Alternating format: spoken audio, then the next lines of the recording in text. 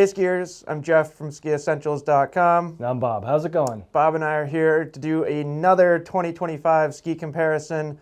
I don't know how many it's been so far, but it feels like a lot.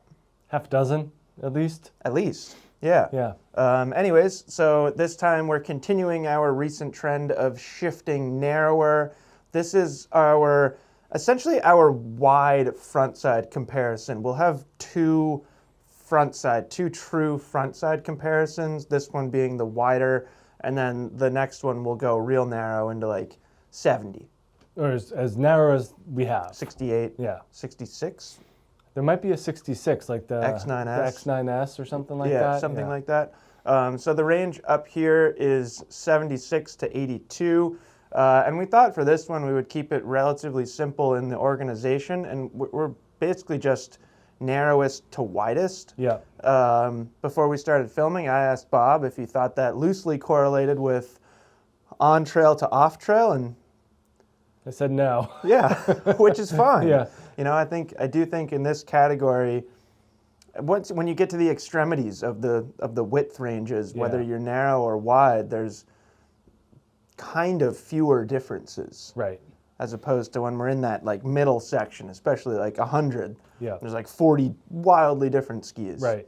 So I think this one will be fun, regardless of more of a traditional organization method.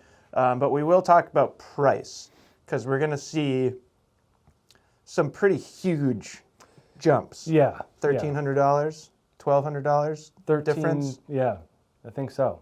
Just looking at your little board there. It's close to that. Yeah. It's around 1,200. Do you have anything else to say?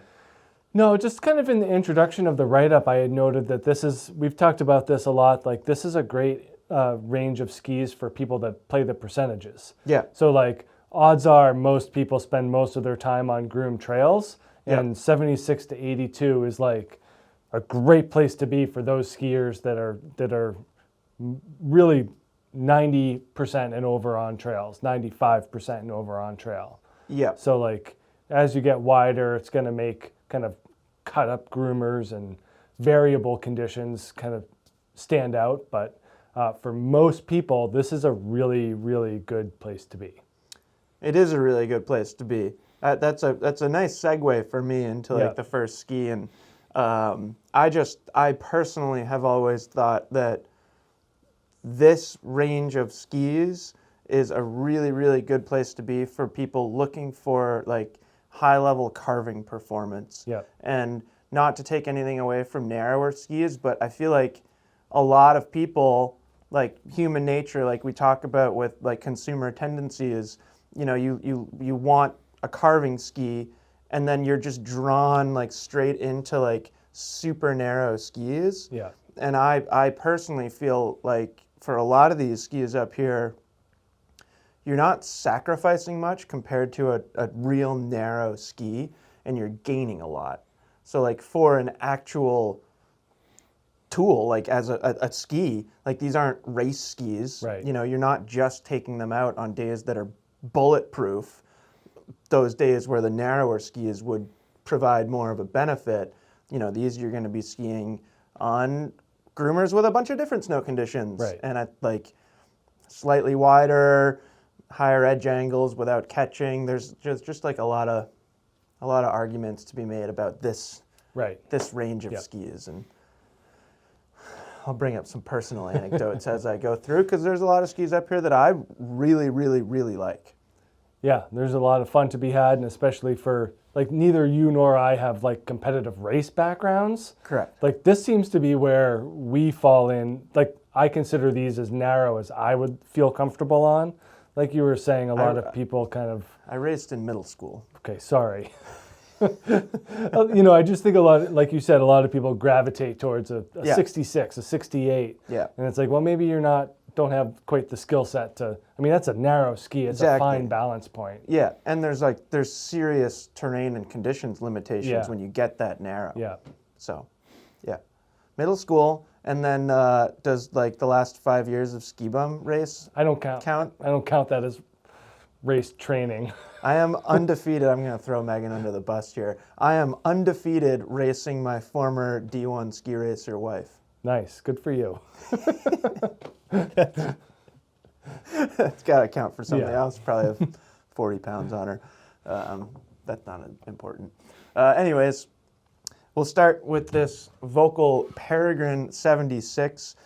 We will look at some weights throughout this video, but for a lot of these skis, it's not going to be earth-shattering in the differences, and this one is a pretty good example of that. As we go through other similar skis, we're going to see pretty similar weights. We talked about this in the mid-80 comparison. The Peregrine name is new for 2025, but a lot of the skis are just carry-forward skis from the Deacon line. This would be one of them. The two Peregrines that Bob has behind him over there, those are the two new skis. So we will get to talk about new Peregrines, but this is a direct carryover from the Deacon 76. This is the Peregrine 76. There is a Peregrine 72, and then there's also Masters versions of both skis. So essentially the same exact thing that we've been getting the past 4 years, I think. Yeah, that sounds about right. Yeah, so this one has a multi-layer wood core. We do get 2 sheets of metal. We get tailored carbon tips that you can't see, like you can see in the mantras and stuff like that, unless you're really close. You can see like the outline. Yeah, there's the like side. a glossy Yeah. like print. 3,300 grams on the scale here, and this is basically an XL 12? Yeah, XL 12 binding that comes on a track. While we're on the topic of conversation here, the Masters version, the only real difference is that one comes with an ash wood core. So that one's like truly built like a race ski, where this one's just really close. And then that one also gets a marker piston plate that you're drilling a or not drilling, you're screwing a binding into it because the holes are already there in the plate. So that's the difference there. Just speaking quickly to performance, I've skied them back to back, and I personally have never felt like I needed more. Yeah. Like speaking to the Masters version, I know there are people out there that love it, but I would say this one is plenty for the vast majority of skiers, and a little less expensive too. Yeah, and the intention. I mean, you know, anytime you're moving to like a full ash core, your intention is speed. You know, we kind of see it with other race adjacent models where the next level up is the ash wood core. And yeah, that, I mean, it delivers a certain level of smoothness that this does not, but it's also... It's harsher. Yeah. I think. There's not many people need it. No, exactly. This one is $1,100 with the binding, $1,099.99. Well, I think we can round that up to $1,100 without somebody getting offended. And it's still, you know, reasonably stiff. If you flex this back to back with the Master, or especially with like a Race Tiger GS, those skis are stiffer. Yeah. But this is pretty darn stiff and supportive. And then looking at the shape, we're not going to see many skis up here with very interesting shapes. But I would say this is one that kind of falls more to the interesting side, because when you decamber it, the tip just kind of pops up, and then there's quite a bit of rocker up here. There's not much splay, but lengthwise, like we say a lot about Volkl, it's there. Yep. And then really same is true in the tail. Like some of the skis on this wall are going to pretty much look like full camber. This one, there is a little bit of rise there. And then for a turn radius in this ski, we are 18.7. And that is going to be a little bit of an outlier compared to other things up here. A little bit longer. Yep. And I would say that's a perfect way to think about this ski, is among skis on this wall, even though there is a version of this ski that feels more like a race ski, I would say this feels pretty close to a race ski. It's pretty precise. It likes to go fast. I do think that they do a good job of making it approachable and not punishing by adding in that tip and tail rocker and giving it a kind of natural flex pattern. But it is pretty one-dimensional in what it wants to do and what you're going to end up doing on it. It does like firmer snow conditions where, you know, when we get down there to Peregrine 82, we can talk quite a bit about versatility, at least for different snow conditions. And yeah, this being 76 on the narrow end of the wall here, it's going to have some limitations, but if you're looking for like a slightly wider GS ski, this is a really good one. Yep. Turn radius kind of falls perfectly into like our local beer league ski bum race series. So if you're looking for a ski that can do that, I'd say this should be high on your list. Yeah, for sure. Volkl's interesting. Like they make that, and then these two Peregrines over here that just have different profiles, rocker and camber profiles, than most other skis here. Yeah. And like you tend to think about Volkl as having a very precise and very reactionary on-trail feel. Which is this. Yeah, but they have very different profiles than other skis here. Yep. And a lot of that's just due to how they build the construction of the ski. Yeah. Which I think is just very fascinating. Yeah, but a good one to start with. Yep. Because I think it sets the tone for kind of the remainder of this video and gives a good kind of bounce off point for other skis. Yeah. And this one is one of them. This is a Stockli Montero AS. This was a new ski last year, and it carries over into this year. So unchanged for 2025 is this AS. And when we get to the AX, we can talk about a few of the differences. But this basically has the same construction as the AR and the AX from last year. So a lighter weight wood core, 2 sheets of metal, the rubber dust and the adhesive layers throughout just really makes this thing extraordinarily smooth and quiet, and a very high quality product. It's reflected in the price, $16.69 for this ski with the binding. So it does basically get that Strive system that's on the AX. It's just not screwed to the ski right now. When you buy it, you get it. Yeah, you know, it comes with this nice little protective plastic sheet on there. Like covers the holes. I don't want to like mess things up for whoever's going to buy that ski. Not at all. And then on your scale there, 1,828 grams and the 172. So there is certainly a solid feel to this thing. A lot of that is due to the 2 sheets of metal and the adhesive layers in there. But it's also one of the more kind of approachable carving skis here. So we are at 76 millimeters underfoot, and it definitely has more of an approachable tip flex and tip shape. It's very similar, pretty much identical to the footprint in the other Montero series of skis. So you are able to kind of take it into a more all-mountain type of style. Really nice in the bumps, very easy to turn in quick, short turn shapes. And that was one of the things that stood out last year when we got on these, was like, holy heck, these are quick. Yeah. Especially if you're kind of coming, not saying that the AX and the AR aren't, but this just takes it to a new level and kind of, it offers a balance between the Montero and then like the Laser SC, which is more of a slalom specific ski. That is a nice way to think about it. Yeah. So this kind of bridges that gap, provides skiers that are looking to make shorter, more slalom-like turn shapes. This is a 14.8 meter arc, so sub 15 meters. And I think that that's kind of my mental number of, all right, we're getting into the shorter end of mid-range, whereas 15 is kind of mid-range, and then higher than that. I would agree with that, and that'll come up in conversations around here. Yeah. One of the other techs here is the flex torsion control. So they do cut slits in the tips and the tails of the metal layer, and that allows the ski to articulate and allow for better, slower speed compliance. We can talk about the changes to new Montero when we get to AX, but that is one of the main structural differences between the AS, the shorter turning AS, and the slightly longer AX there, with a little bit more all-mountain capabilities. And Stockli's great. They just are hilarious with their, their branding and saying that these are all-mountain skis, and these have tip rocker. And I don't see it, but that it's like the first thing on their website when you're like scrolling through features. The first one is rocker. Right. Like, is that really what we want to highlight here? Yeah, I don't know. They can do whatever they want. Yeah, they can do whatever they want. And then just a slight little bit of tips play here, but very solid metal edge ski there. But nice long camber profile in this Montero AS. and that makes it extraordinarily smooth tip to tail. And I just think that this ski is going to be a good option, obviously, for someone who has their mindset on quality and silence.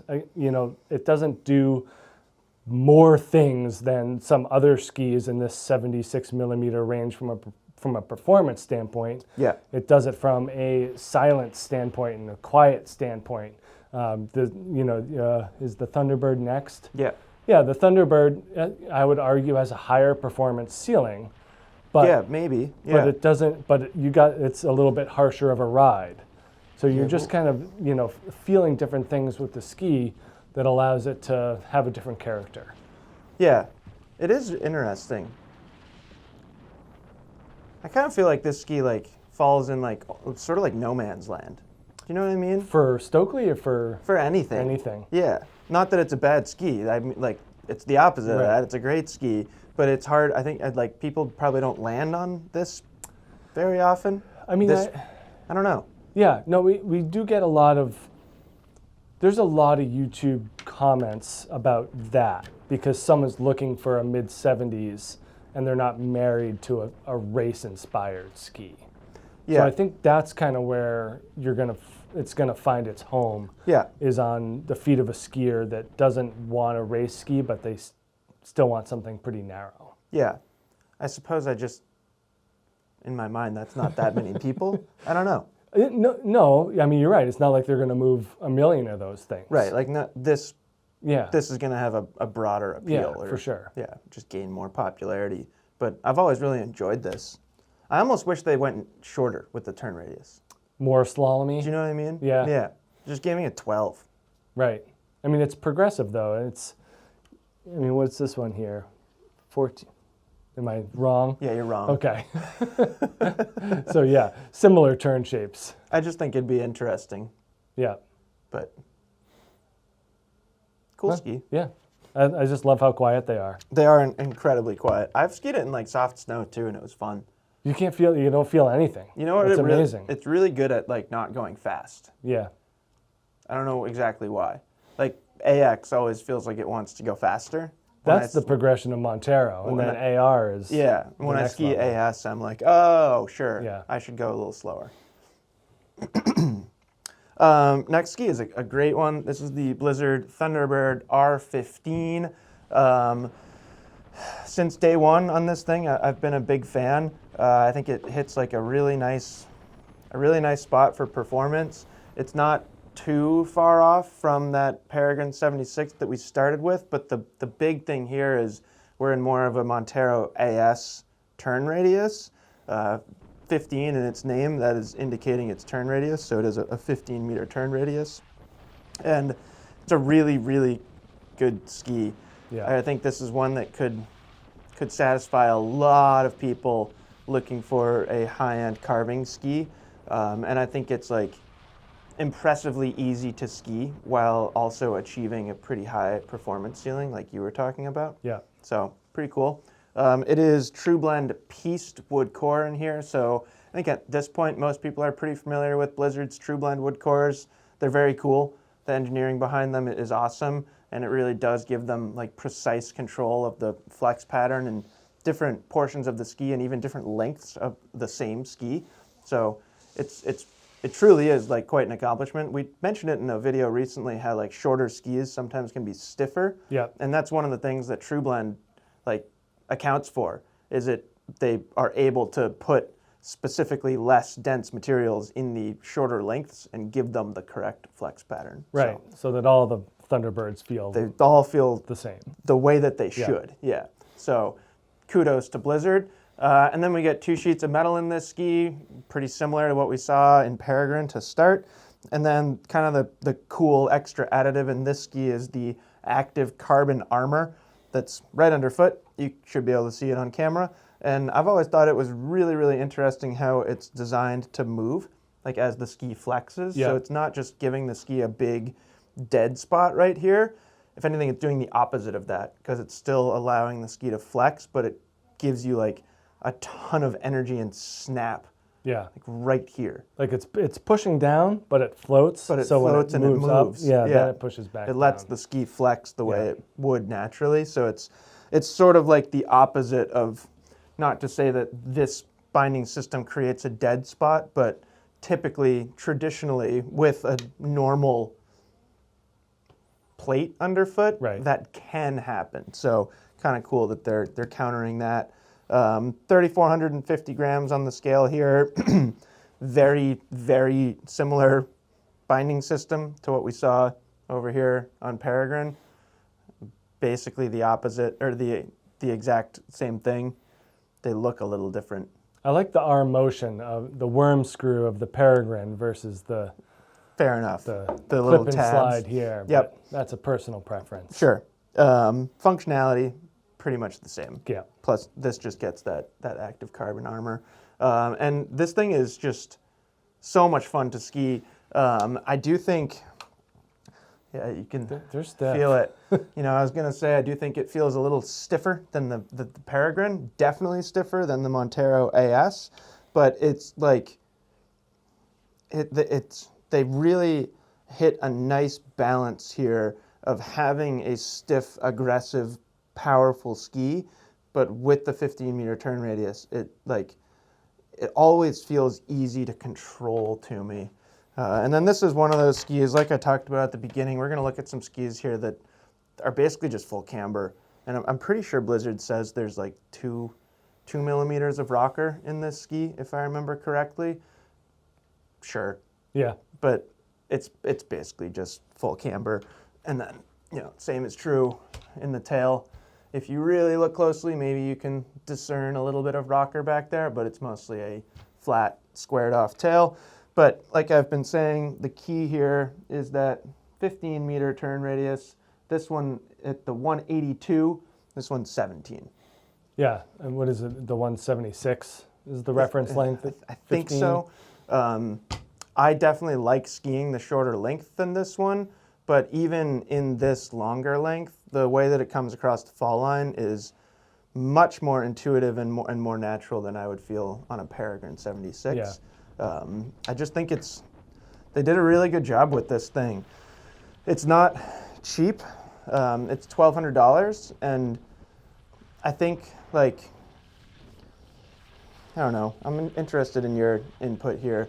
I feel like when this ski kind of first came out, people like downplayed it a little bit because the Firebird series is like the top of the line carving collection. Yeah. But this isn't like below those, in my opinion. I guess it was below the HRC. The old HRC, but it almost like there wasn't like a huge difference between them. Yeah. Like, I don't get on this and find a limitation.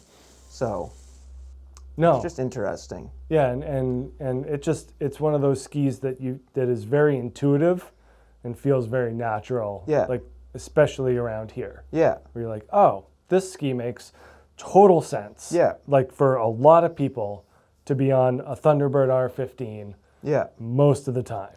Yeah, and I don't exactly know what to point to for why, other than the turn radius, but then there's other skis up here with the same turn radius that don't feel as intuitive to me. Nothing about the tech. We talk about this all the time. Like, what's the big deal with the CTI? What's the carbon deal with tubes? CTI? You sound like Jerry Seinfeld. Yeah. In this, it's a true blend wood core. You know, it's like those things are technological things that we point to.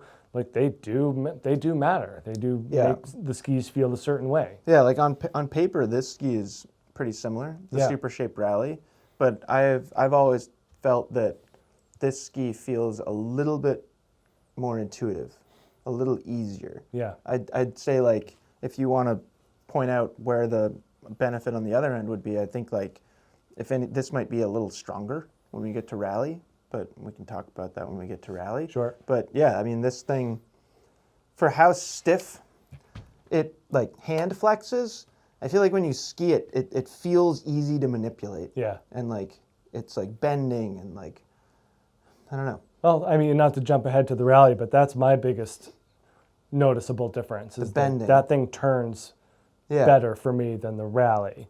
Right. But I can run that Rally way straighter and way faster. Which is like counterintuitive. Yeah. Because like the turn radius is very similar, but this one's actually shorter, especially comparing to this length. Yeah. So it is interesting, and yeah, they both have their merits, but this thing is very rewarding, very fun to ski. It is hard to get a good read on these things based on paper. Like it's definitely... It's so hard. It's very experiential. Especially in this category. To tell those differences. Yeah. And like ultimately, if you didn't know the difference, you'd be pretty psyched on any of them? Any of them, or either one, if we're just kind of talking rally versus Thunderbird. I mean, like, even like these first 5 skis that are all pretty similar in their goals. Yeah. Like what they're trying to accomplish. They feel very different. Yeah. Among these 5 skis. They're all awesome. Like they're all some of, like, they're incredible skis. Right. It's the engagement that makes these stand out. You know, when you get wider, it's just there's less engagement because there's less camber, there's less metal, there's less technology, there's less stand height. You know, because we're up higher on a lot of these system bindings. So it's just you feel that the energy in these skis more than stuff that's wider for the most part. And this is a really interesting one too. Certainly, I would say more different than some other skis that we've talked about. This is a Rossignol Forza V70 Ti, another carryover model for this year, so same ski as when it came out last year. We are on the price list here at $999.95, so $1,000 for the ski and binding. A little bit lighter here, Jeff, $31.20. We are shorter in the 173, but we can talk about length and how that matters in a second. You know, it is just one part shorter, but also not quite as burly as some of the other skis in terms of construction. So we do get the poplar wood core in this ski. We get a V-shaped titanal. So basically one sheet of metal that has a groove put through it. And I wish I remembered the name. We learned a new word yesterday about how materials are applied. Antistropathy or something. Yeah, oh, I don't remember that one. Yeah. Anyway, Rossignol used a very sophisticated word in their description in their catalog, and I had to look it up, and it basically meant that how you apply materials matters. And in like the directional. Yeah, in the directional stiffness and something. But I kind of thought the word was lost in translation, but turns out they had it just right. So good for Rossignol there. But basically they are like, you know, grooving a metal layer. And as we've talked about with Elan with carbon tubes, Volkl with 3D glass, anytime that you're adding a dimension to a material, you're increasing that material's structural properties, basically. So the V shape in the metal laminate does allow this thing to be stiffer and more responsive. We also get their carbon alloy matrix through this ski, and it's, you know, it's pretty stiff. Definitely has a nice round and even flex to it, but it's stiff. And when you look at the overall shape with this oversized side cut, it really makes this thing stand out more than other skis up here. But yeah, 173, 14 meter turn radius, and we're at 77 millimeters underfoot. So for these dimensions, it's a pretty short side cut. We kind of talked about this, I think last time with the Atomic, the Redster Q9.8, which has a very wide footprint and a very short turn radius. And this kind of fits in that category. The big difference here is kind of the difference between the tip width and the tail width. So narrower tail in relation to the width of the tip. And that allows you just better steering control. So easy initiation, and then you can either adhere to that radius and really find a nice round arc, or you can let it run and just kind of feather it along and get better high-speed performance. For whatever reason, this is my preferred length in this ski. Yep. Yeah, we both skied that length. Yeah, this is the 173. They make it in a 181. So whereas I've been comfortable on the 182 Thunderbird, the 181 Peregrine over there, I felt like this was a little bit too short of a radius for me in the 181 for how long the ski was. It didn't feel as engaging, whereas this 173 really felt like it wanted to hook into the turn and be more engaged throughout. So that's a personal note on my end, that I just really got along better with this 173, even though it kind of looks a little bit short, more slalom-ish. Not terribly surprising, because it's slalom-ish. Yeah, I feel like this length captured the intended character of the ski better than the longer one, whereas those others over there on your side, I like the longer length. So, did you talk about the edge angle testing? No, I did not. Do people know what the numbers refer to? I hope so, because it's not 70 millimeters underfoot. No, so the numbers in the Forza line refers to the intended edge angle that you can hit. Yeah. And 70 is pretty high. 70 is like... It's like almost 90. Almost 90, yeah. Yeah, and Bob and I took out the Curv system and tested that. We did it on that ski, right? Yeah, of course. Yeah, and I think you got higher than I did. I don't remember. But we got into like the 80s. Yeah. And if you're trying to maximize edge angle, even if it's just a fun game like we were kind of playing, I can't think of a better ski, because it picks you up enough off the snow, the width of it that you were talking about. You're not booting out, where like if you tried to do that on a GS ski, your boot just hits and you fall. I got higher angles on, I think the Kendo, the Monter 88 was my highest angle ski. But it's pretty cool. Yeah, it is cool. And like there's this like resurgence in the skiing world of people getting excited about carving. Yep. And skis like this are a big reason why. And like, you know, we talked about that a little bit in the last video too, with things like Mirror's Core. Right. Like there's just like they're pumping more coolness into carving. By they, I mean ski manufacturers, and I love it. Yeah. Because there's more to carving a ski than ski racing. Right. And I feel like for a long time, skiers, when we think about carving, like that's all you think about is like trying to get through a race course, rather than just like the visceral human reaction to carving a ski. Right, and like creating G-forces, Yeah. and like making your own Exactly. course. It's like being dynamic and like playful kind of, but through carving. Yeah. No, it is fun, and this ski I think captures that identity really, really well. Yeah.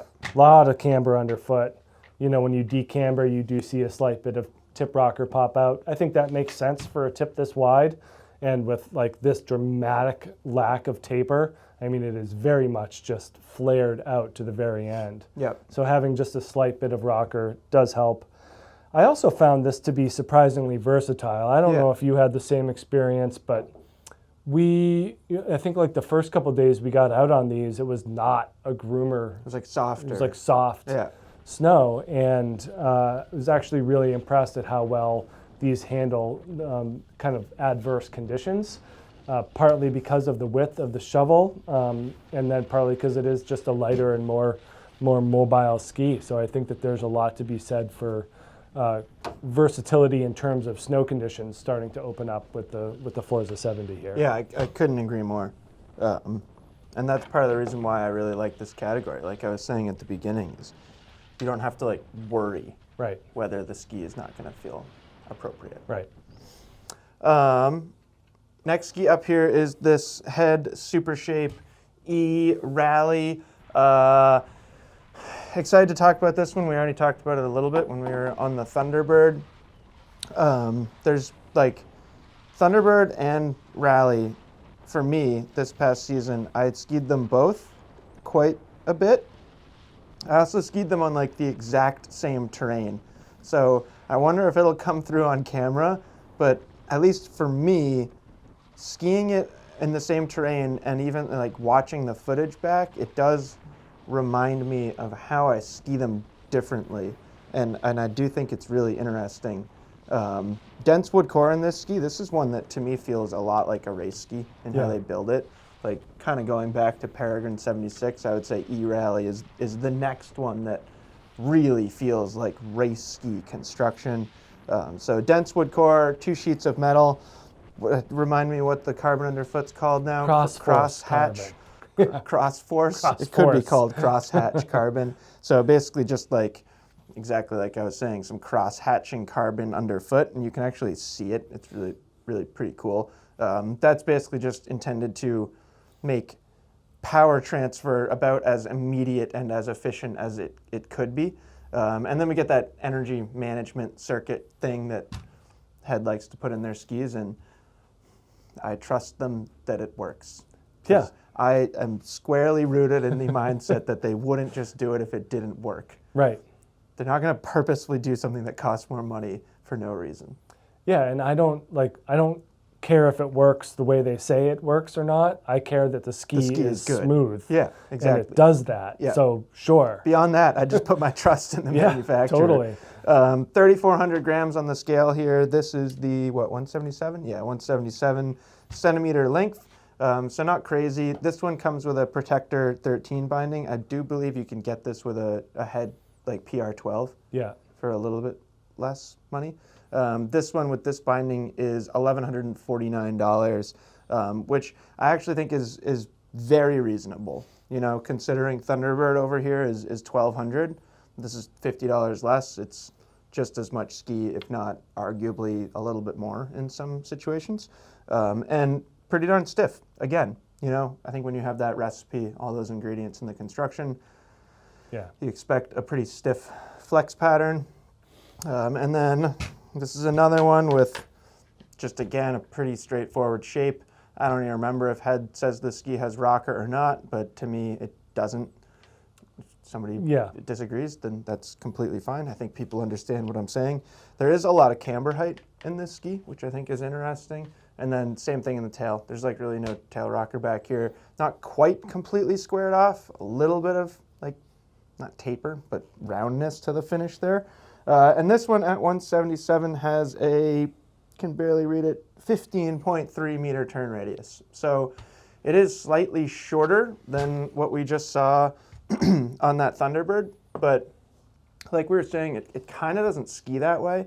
And what I was alluding to at the start of talking about this Supershape E Rally here is skiing that same terrain, and I'm talking spruce. I skied both of these skis a lot over on that spruce terrain. Yeah. I just skied this a lot faster. And you kind of see it in like the overall skiing style. I feel like on Thunderbird, when I'm skiing Thunderbird, I am so engaged by the actual carving turn and every single part of it, where this ski, I ski a little bit faster. And the one thing that I notice is it seems like the ski stays pointed down the fall line more, which results in higher speeds. And then I find myself like jumping off stuff, you know, like popping from one carve, like creating energy and like literally airing into the next carve, or like finding spines to kind of like get a ton of speed and like make this crazy powerful carve and then like just fall down the fall line into your next turn. Yeah. So like when I ski on this ski, I feel more aggressive as a skier. And I don't think that's true with all the Supershape models. Like I don't feel that way when I ski the Magnum. It's something about the Rally and probably the Titan. Yeah, I'd say the where Titan. I turn into just like down the fall line, nope, I'm gonna go fast. And on a ski like the Thunderbird, it's more, I'm gonna like, how far across the fall line can I go? Yeah. Like how much upper body, lower body separation can I create to like make this dynamic movement? Where on this ski, I'm like, here we go, I'm gonna go fast. Yep. And I've raced on this ski pretty successfully too. Yeah. Even though it's got that, like this is a short radius for our course, but it works. No, I agree 100% with what you just said. And, you know, to add my own anecdote, I skied, because I have a pair from last year, but similar, very similar ski. Yeah, this didn't change it a ton. Not a ton. I couldn't, if you didn't tell me, I probably wouldn't know that much about it. Skiing them blindfolded. Don't do that, that's what I mind. But I skied with my wife a weekend morning last year, or maybe a Friday morning, and you know it was firm. So I'm like, oh, I'm going to bring my rallies out. Yeah. And you know, just kind of hooked into what you're talking about, just kind of using the terrain. Yeah. And you know, our run at Stowe, Lord. The run. Yeah. Lord, yeah. what is it? Sunrise, standard. It's sunrise to standard to north slope, basically. Sunrise to standard. No, ridge view to sunrise to standard to north slope. But like beautiful, you know, rolling, following the contours of the mountain. It's the footage where every once in a while people will leave a comment and they're like, how come you guys don't ski steeper terrain? We're like, because this is really fun. Yeah, this is super fun. Do this over here. You never have to slow down. Right. And that's where the rally, like it perfectly meshed with the terrain here. Turn where the trail turns And I just remember getting to the bottom and my wife's like, what are you doing? And I'm like, she's like 3 minutes behind you. I'm just skiing. Like, I don't know. It feels good. No, it's like, it totally puts you into this, like, this mindset of speed. Yeah. And it loves it. It feels so composed going fast. Yeah. Yeah. If I had to point to the biggest difference, I would say that speed one is fast. Yeah. And we're getting I'd say we're getting away from speed in these next 3 skis, Bob. Yeah, I'm happy to include this thing. This is a Dynastar M-Cross 78. We're definitely shifting gears when we get to this ski because we're just appealing to a more progressing skier and a more value-oriented skier. So at 78, this is our only 78, I believe. This is our only 78. Or is that one 78? No, Rally's 78. Okay. So one of 2 78s here. I knew there was another one. And they couldn't be much more different. This ski is based off of the M-Cross 88 and 82. This is more of the package and value-oriented version in terms of the construction. We are well down here at what? $500. $500 for the ski with the binding. So what you're getting is a similar type of technology as the higher end M-Cross 88 and the 82 that we'll talk about, just with a different level of construction and a different binding as well. So this skier is going to be progressing through beginner and intermediate levels with a nice high quality feel. We talked about high-end intermediate skis in our last comparison, and we can kind of assign that value where we see fit here. Curve, your stance over there as well. I feel like stance aligns a little bit more with that guy. Yeah, probably. And just mostly because they're a little bit more all-mountain oriented in terms of shape and style. But for $500, you're getting their hybrid core. So you're getting that solid wood core in the middle and the polyurethane on the outside. So same construction as we see in a lot of Dynastar's other skis, and that polyurethane does a great job of making it silent and agile and really, really smooth. And plastic definitely gets a bad reputation, but it works really, really well in these skis. 15-meter turn radius here, and the 178. You're at 2,500 on the scale here. Yeah, quite a bit lighter than we've seen really anywhere else. Yeah, and we're kind of moving into that lower grade binding system as well, where it's a little bit more plastic, a little bit less metal. That heel piece has got to be like a couple 100 grams lighter than most up here. Yeah, but for, it's an 11 DIN binding. Like it's going to be fine for a lot of skiers. Pretty much anyone. And then you're getting a similar profile to what we see in M-Cross 88 and 82 with just that long, really gradual rocker profile. And then this is kind of our first mention of tip taper as well. So bringing the wider point down and making the side cut more accessible in the middle of the ski and just providing flotation. I'm not sure this skier is really seeking out fresh powder and soft snow, but it does do a great job of keeping the ski smooth and agile and mobile. It's almost like a safety feature. Yeah, it's like if you happen to find yourself in that scenario, not on purpose, you can manage it. Yeah. And then pretty flat tail, not much going on back here. So you're getting that nice energy and rebound out of the tail. Not a lot of taper either. Most of the drama is found in the tips of these skis. But, I mean, it's a full sidewall ski with a binding for $500. Yeah. And it contains the same or a similar construction style. It doesn't have the metal plate like we'll see in the 82 or in the wider 88. But for a wood core ski with polyurethane and for this price range, there's a lot of room here. You know, we have this as a package here at Ski Essentials, so you can get the boots and the bindings with this ski. Yep. And it's just a great value for being a relatively high quality product. Yeah. And a lot of manufacturers make a ski that like falls right into this price range and right into this category. And I don't know, we don't say things like this too often, but I feel like there's a reason why we choose to carry skis like the M-Cross 78 and the Stance 80 here. So I think like among that category, at that price, you're getting a lot. Yep. Like, and a lot of it is just from the shape, because there's nothing crazy really about the build. The same is true here. There are some additives. It's not as simple as it can be. Right. But a lot of the benefit is the shaping. And it's cool, because skis in this range, like system skis at this price, historically have not had cool shapes. Right. And now there are some that are getting cool shapes. Yeah, it's nice when we see kind of the narrow versions of the wider, more all-mountain or free-ride oriented skis with, I would say, the declivity on the end being the extreme example, although the Stance is right there too.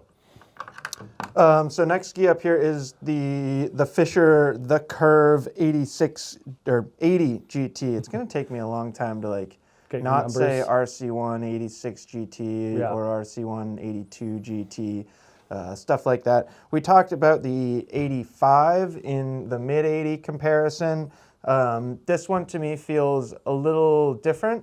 And I think in that comparison we talked about how the Curv 85 GT feels a little more approachable than the RC1 86 GT did. And I would say the same is true with this in comparison to the RC1 82 GT.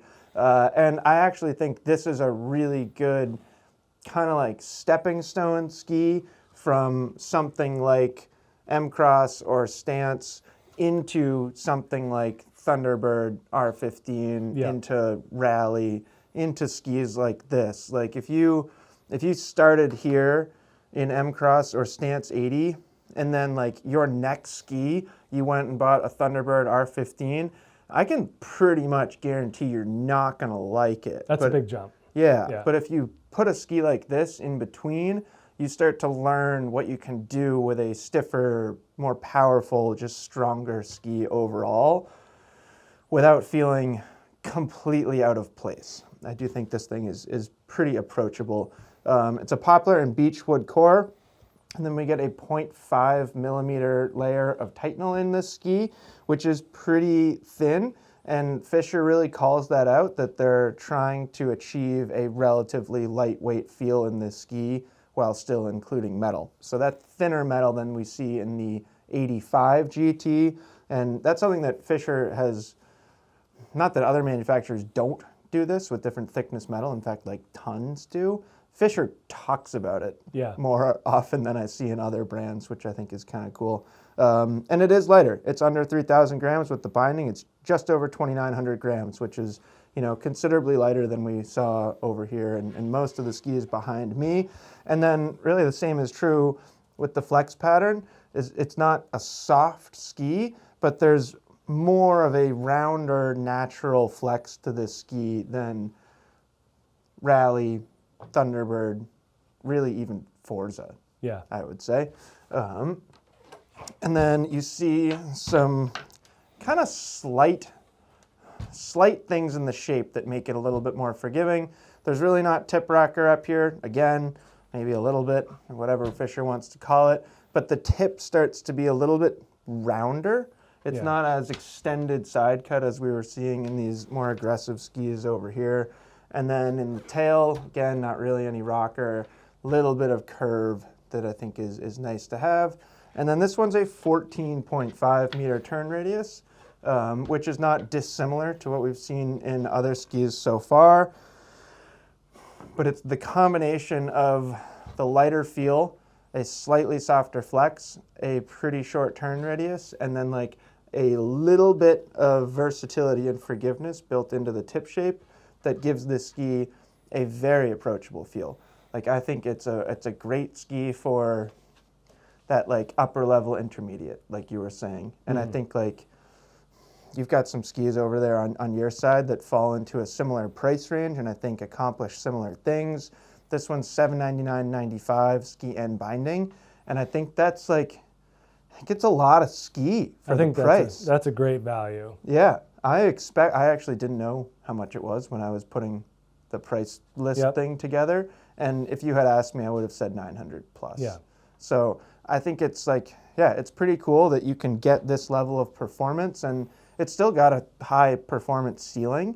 You know, it's going to take you a lot to push it outside of its comfort zone, but it has a big comfort zone. You know, you don't have to be like, you don't have to ski it like we were talking about how you ski the rally. In fact, if anything, you probably shouldn't.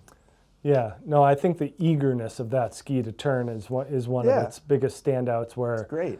It does want to be engaged in a round S-shaped carved turn, as opposed to either a straighter line like the rally, or I kind of look over to Peregrine 80 as being a very good Z-shaped turning ski. Like that thing is very much in that S range, and just has a round character to it. Yeah. I also should point out that we're at 80 now. Yep. Underfoot, and you know, there's not a huge change from 76 to 80, but you can feel it. And like, we had a day with Fischer this year that was like bad. Yeah, it was gross. It wasn't that the snow was particularly bad, but you couldn't really see where you're going. And I think Louise was on this ski, who's like ex-Freeride World Tour skier and very good skier.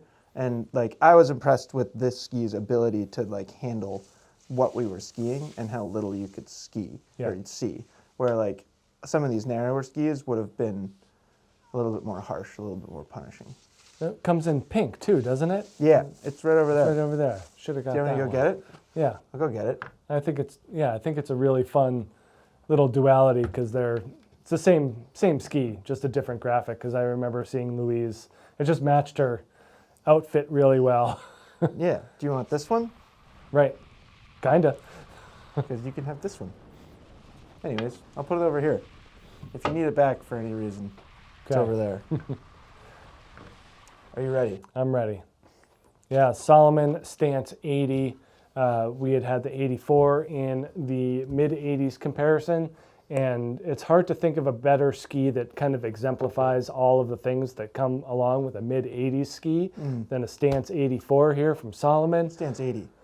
I know, but I'm saying for that one. Sorry. I think this one's a little bit different. Sorry, I was going somewhere with that. That's okay. Yeah, I was off in my own world over here, and looking at the pink ski. I'm just going to stop talking. The Stance 80, you know, the 84 is really meat and potatoes of that mid-80s category. I think the Stance 80 is a little bit of an outlier in this range, because it does have a lot more all-mountain and free ride notions to it. So we start to see a little bit more taper and rocker come into this thing, and it has the same build as the 84, so poplar wood core, metal underfoot, carbon stringers in the windows and the tips and tails. So we're getting that high-end technology in terms of the construction, just a shade narrower. So we're getting to that skier that just doesn't want to be that much wider. I mean, it's really kind of splitting hairs between 80 and 84. I think you had mentioned it with the curve in terms of width, but this even takes it to the next level because it's the same build. So it's really interesting how these things work. But you know, people that are looking for all mountain capabilities in a narrow shape, this is where they're going to want to be. Yeah.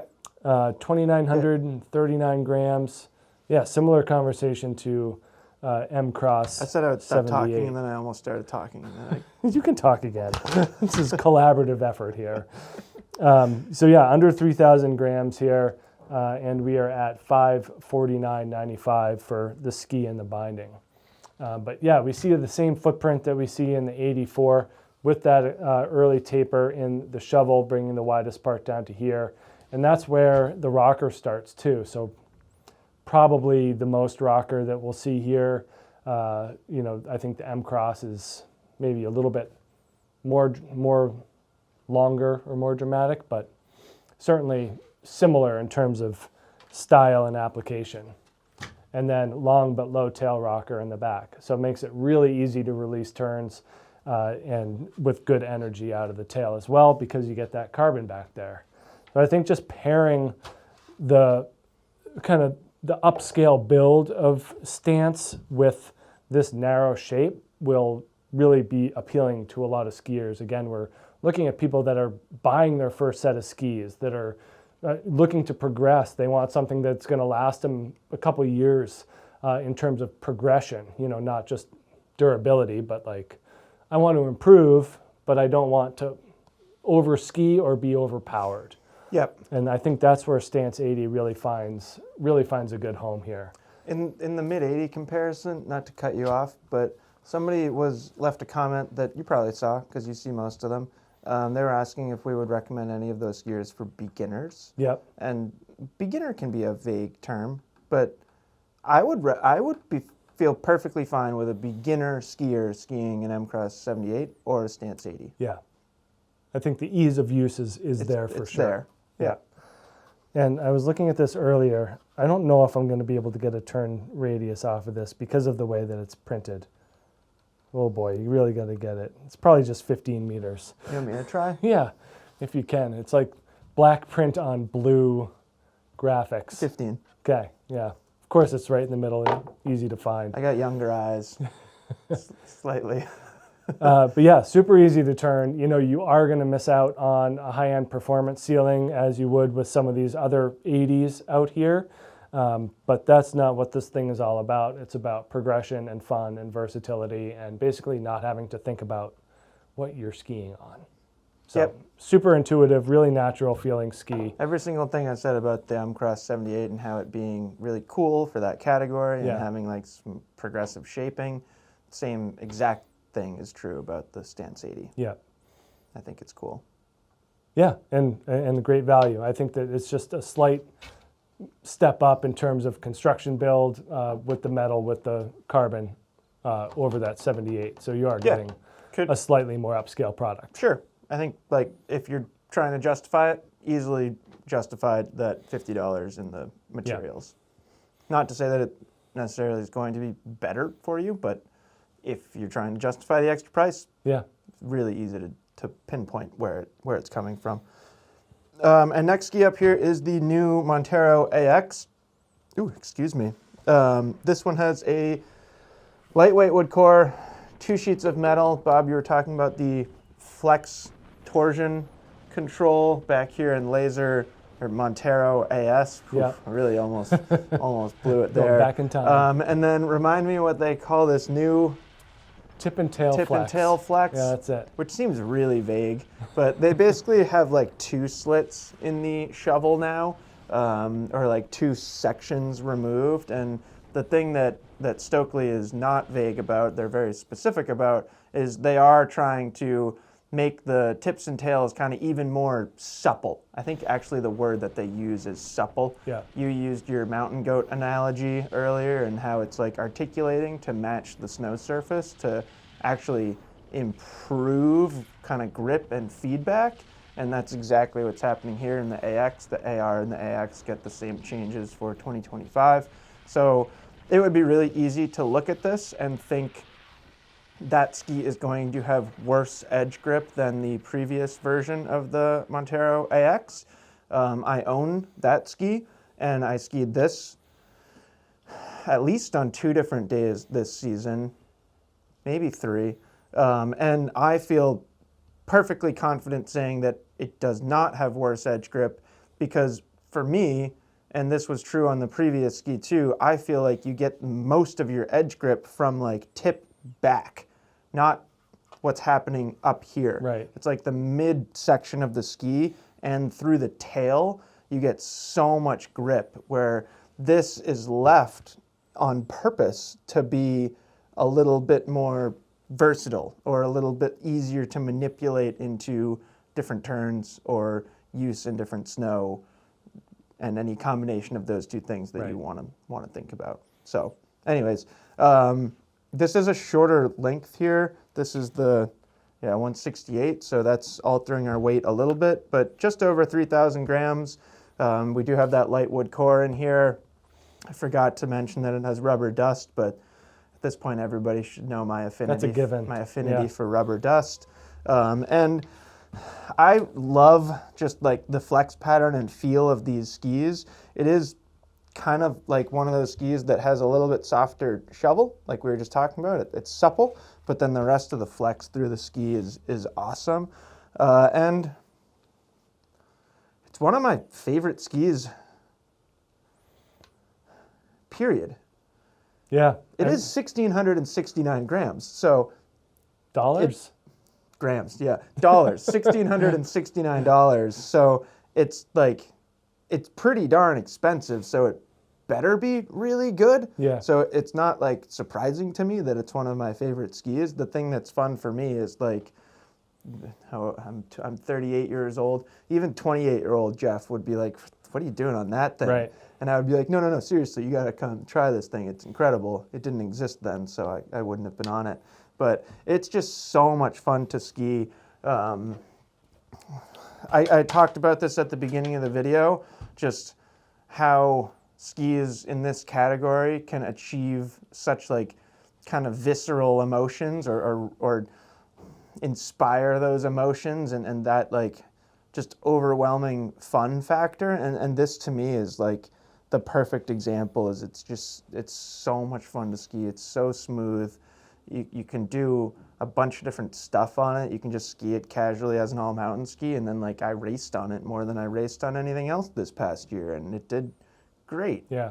So it's awesome. I think is it fair saying that you're more of an AR skier and I'm more of an AX skier? Not in recent experience. Well, I won't talk about you, but I'll say that I moved from AR to AR to AX world this year with that ski. With the new one. version. Yeah, I was blown away at how well it handled different conditions and terrain. It's so fun. If an 80 can do that, then I don't need an 84. Right. You know, not that I wouldn't take it. Like the AR is still fantastic, but I think I was more impressed with this new AX and how it handled adversity than I thought I was going to be. Well, yeah, and it does. It does really good. Yeah. It always feels composed. It doesn't feel catchy, but then like it truly can just rip curves. Yeah. It's so fun.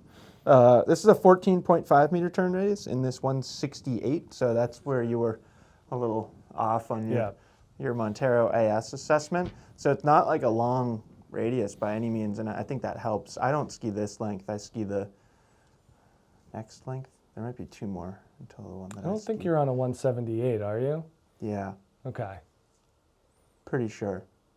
I don't know. I really like the AR for the same reason I like the Rally, and that it's fast. It is faster, but yeah, this one like it's. I suppose that's like Rally versus Thunderbird or similar. This one, like to me, it's what's fun about it is how you get it to come across the fall line, and it just feels so composed and trustworthy. Yeah, it's phenomenal. It's hard for me to talk about specific things with it because I just kind of get like flushed with excitement. It's really good. I really liked it in the moguls. I thought that was a very comprehensive mogul ski that's capable of many different styles. You know, like Rally is capable of kind of making rounder turns in moguls. Yep. Whereas this, you can do lots of different styles, whether you're skipping over the tops or driving your tips or going more roundabout and going, you know, multiple moguls at a time. I think the AX is a very, very comprehensive bump ski. Well, and if you want to, if you like that side of it and you want to maximize that, this is one that you can get as a flat ski, and it's $1,349, not grams. And that's what I did. I have the flat one, and I put a pivot on it. Yeah. And that's like maximizing its kind of like all mountain feel. Right. Lowest stand height, short drill pattern, lets the ski flex a lot, all those things. Yeah. So it's fantastic. It didn't change that much. I don't think they took away any edge grip from it or any power really.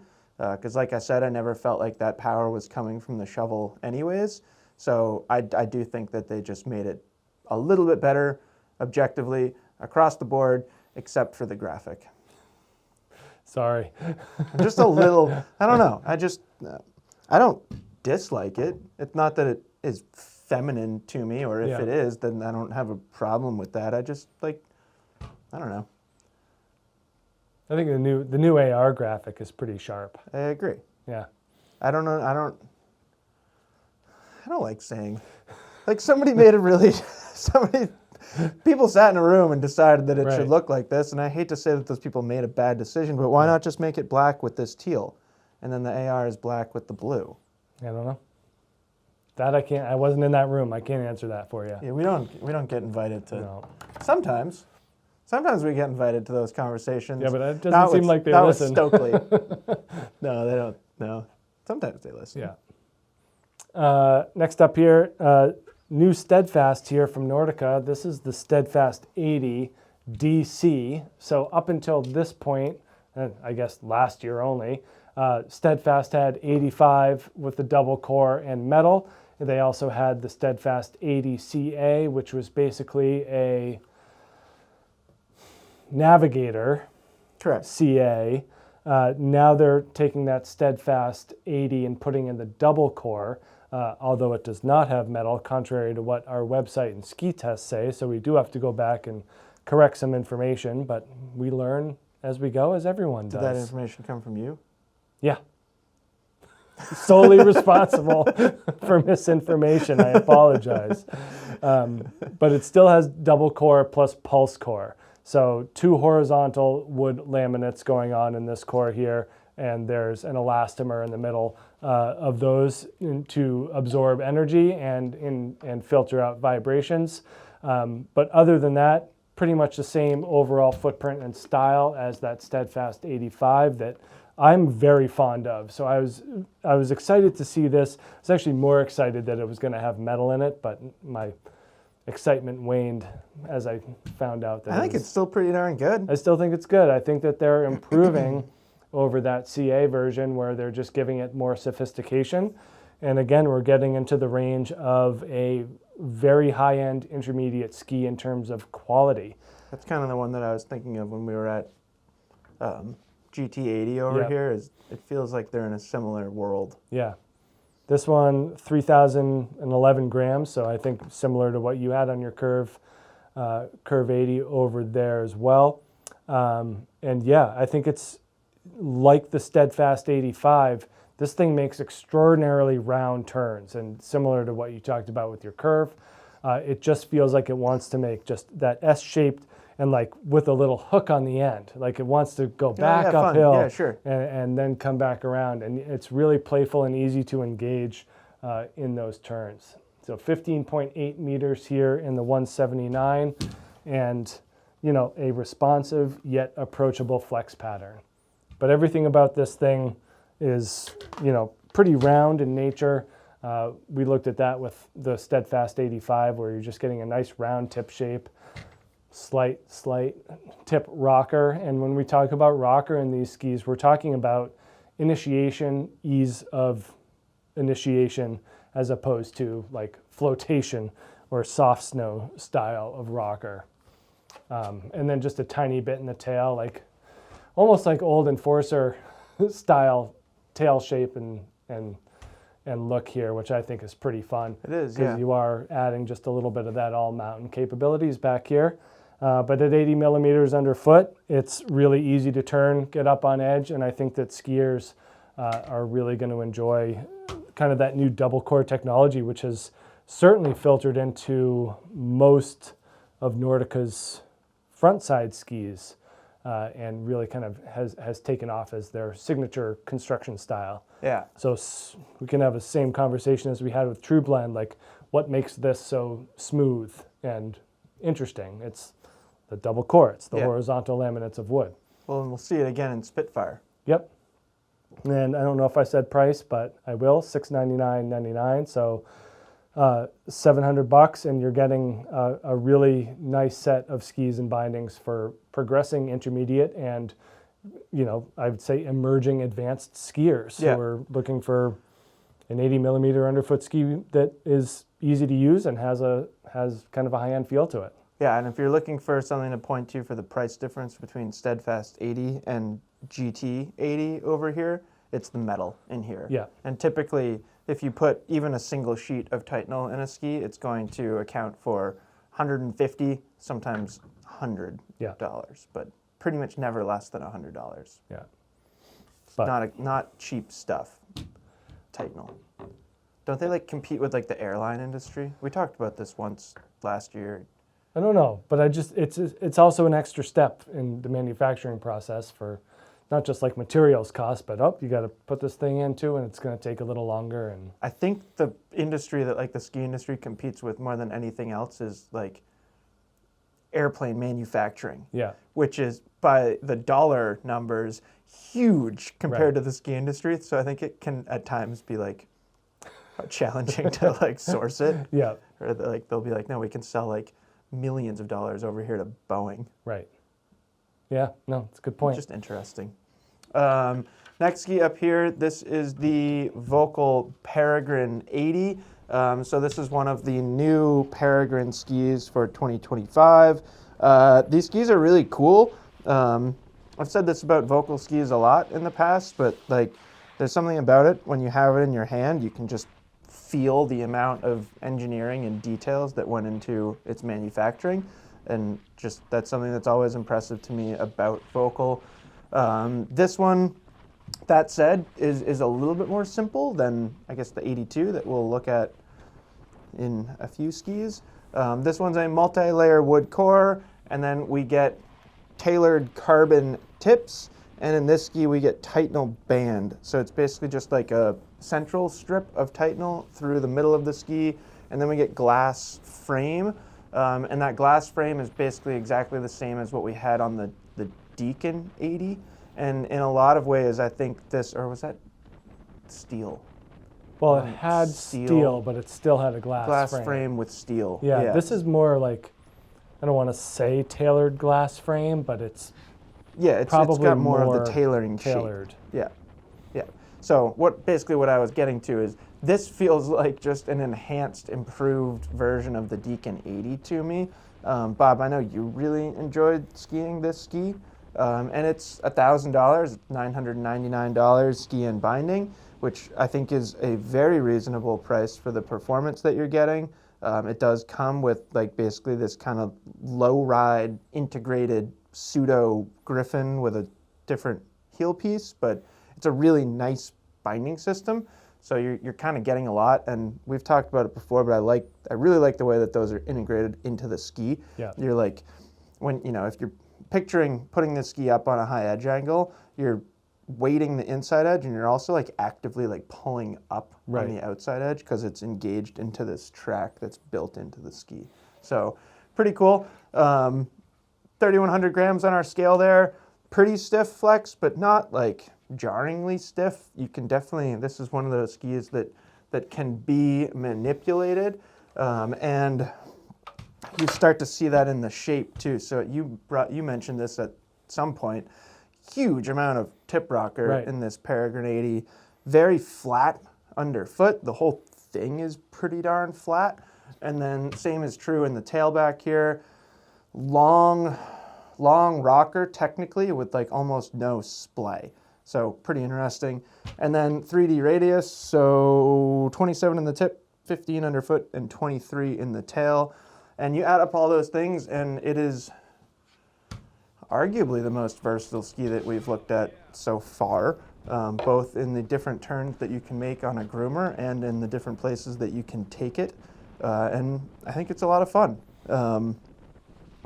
I personally am more partial to the Peregrine 82. Yeah. But before we started filming, Bob, you mentioned that you liked this one more, and I thought that was exceptionally fun. Another example of how paper does not equal reality on a lot of skis here is that you wouldn't look at a glass frame ski and be like, oh, Bob must like that more than Jeff. You might. It like kind of makes sense. Yeah. Because like, moguls, short skidded turns, stuff like that, not having metal along the edges is going to make the ski a little bit more compliant. Yeah. Just like easier to manipulate when on edge, where I am guilty of like just making GS turns. Yeah, I feel like that the 80 likes to stick to the side of the trail, whereas the 82 likes to go across the whole trail. Yeah, and have that's you seen like me ski? Remember when the guy like straight lined by me and gave me the finger because apparently I was turning too much? Yeah, you're not supposed to do that. You're supposed to stay on the side of the trail and make the same shape turns in a 10-meter corridor. And no. Yeah. Wall-to-wall carve at 50 miles an hour, Bob.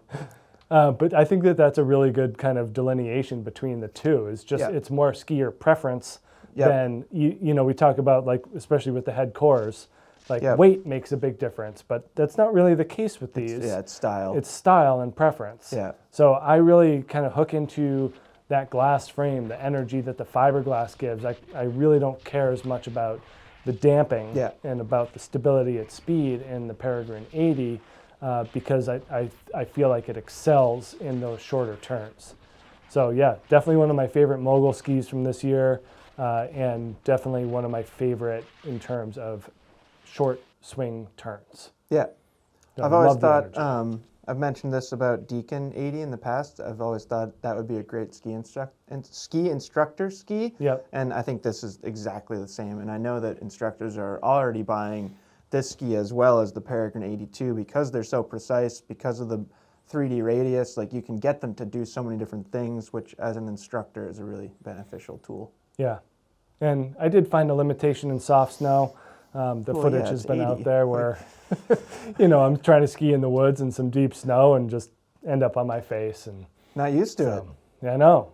You're spoiled these days. But I do like the versatility, you know, because of that flatter profile. You know, it's just it's always interesting to me how Volkl makes their, like, all of the skis that they make that carve so well, whether it's the Peregrines, the 80, 82, the Mantras, you know, they all kind of have that same flatter profile. Yeah. And it's really to hook into that multi-radius side cut. Yeah. And make that the standout feature of how the ski makes different shape and style turns. And then just the fact that it allows you to be more swivelly is kind of a fun byproduct. Totally. It's got to be one of the best engineering departments in the ski industry. Yeah. No, there's a lot of thought that goes into it for sure.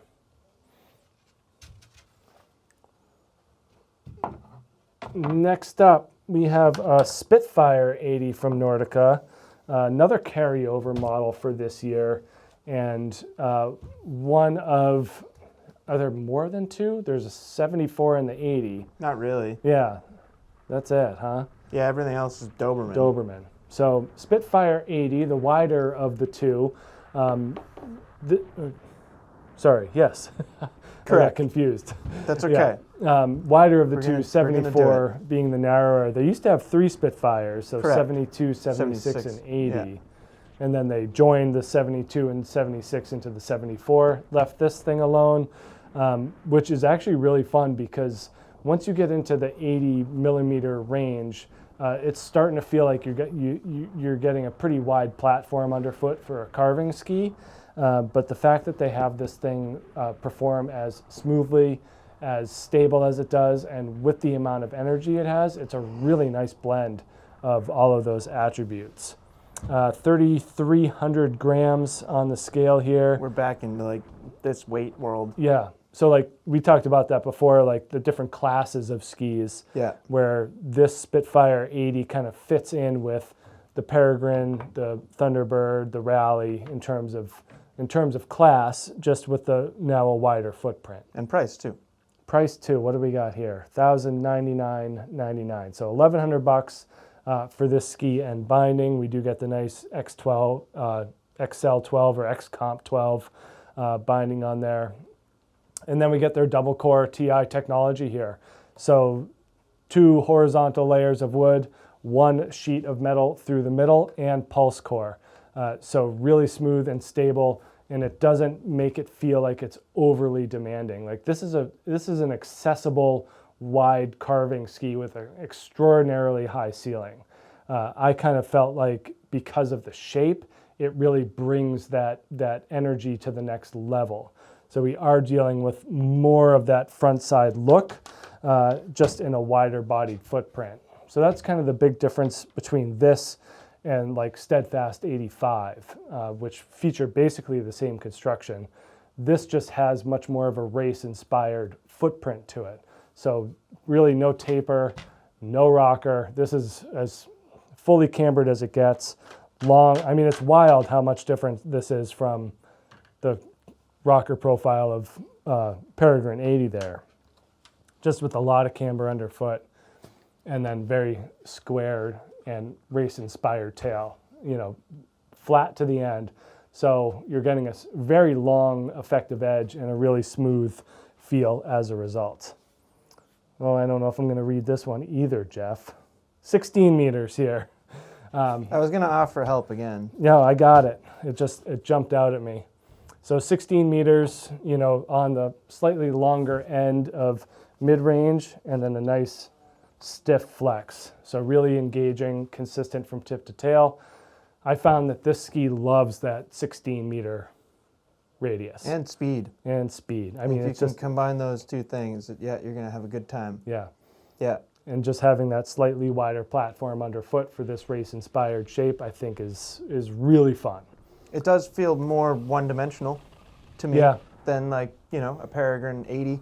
That ski that can do a whole bunch of things. Like this, it likes being in that 16-meter radius carving turn. It likes doing it kind of fast, but there's nothing wrong with a ski that focuses on one thing and does that thing really, really, really well. Yeah. So I have like no issues. I love skiing it.